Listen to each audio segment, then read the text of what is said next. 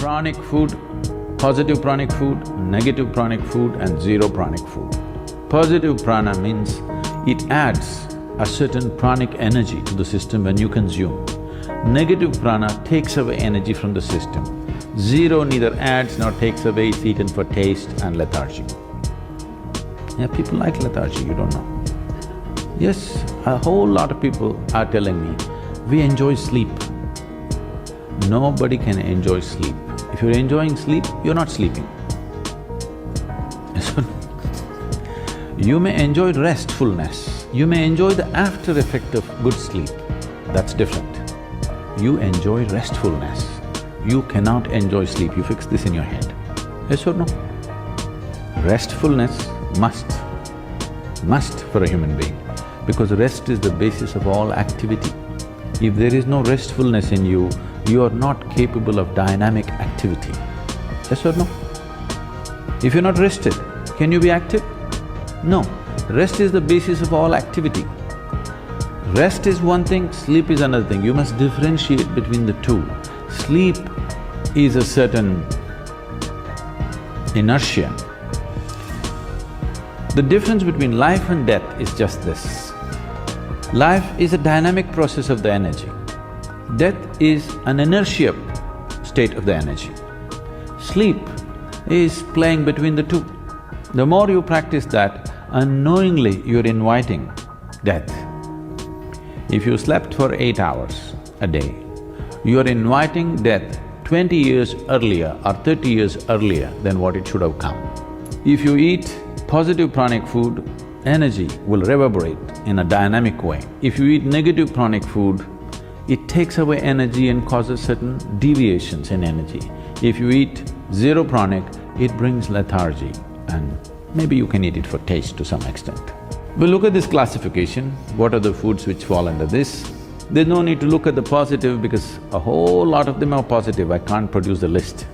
We look at the negative pranic list, it's a much shorter list, but unfortunately, it may be a list of all your favorite things too. And top of the negative pranic list is garlic. Garlic is a very powerful medicine.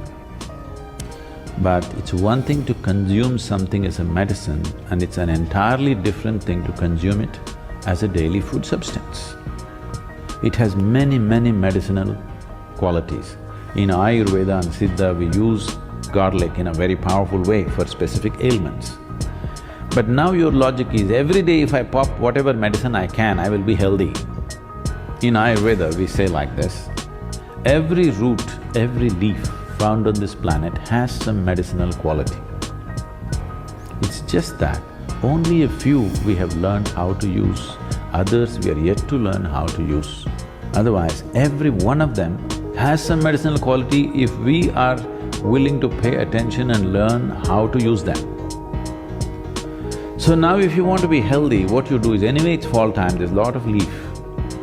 Just go and eat as much leaf as possible and also take up a few roots and eat it, you will be very healthy. That's not how it works. Something specific for a specific problem is different. Just generally consuming medicinal substances is a different game, isn't it? Now, you're holding dog as the ideal because he's more sensitive than you. His nervous system is far more sensitive than you because he can feel things and know things that you cannot know. This is a higher design than the dog, isn't it so? Coffee, tea. Tea means the caffeine tea is the tea. Other things are just placebos, okay? They're not tea. You can boil any flower, any leaf, any root and call it tea. That's not tea. Tea means the tea leaf, which is caffeine. All these are nervous stimulants. Once in a way if you drink, they have some benefits. But if it becomes a daily thing, slowly it dulls your nervous system. Your ability to experience life is gone. We are looking at this dimension of the food mainly in terms of your sensitivity to life. Largely people are ego-sensitive, they are not life-sensitive, they can't feel life. For them, only their thought and emotion is life because they can't feel life. If you walk out into the forest, you can't feel the tree, that's why you call it a wood. You can't feel the creatures around you simply because the sensitivity is gone in so many ways. One thing is just the modern life, this television, this traffic, these constant reverberations. One thing I find when I come here is, one thing that makes me get out of buildings in this country is, always something is buzzing, you know, boom, something is going. It has a very bad effect on the human system. See, we are also a kind of reverberation. There must be space to allow our reverberations to grow and spread. Now these machines have such powerful reverberation, constantly boom, something is going on. And on top of it, what we cannot hear, all these Wi-Fis and stuff, they are doing their own thing. Yes? In all this, there is no room for you to become life-sensitive. To sit here and be able to experience the whole universe takes a certain level of sensitivity. I'm talking about nervous stimulants in that context. You are lowering the possibility of experiencing life. See, for example, if you just touch this, not everybody will feel just a touch the same way. Do you know this? It depends on how sensitive your system is. If you feel this, you can know many things if you're willing. So I'm not a coffee hater, all right? But what I am saying is, a cup of coffee should not determine the quality of your life. By choice, you drink today, tomorrow you walk away, it's fine. If it's a compulsion, if I don't drink my coffee, my day is ruined, then you have to do something about it. Yes, I'm only talking about this.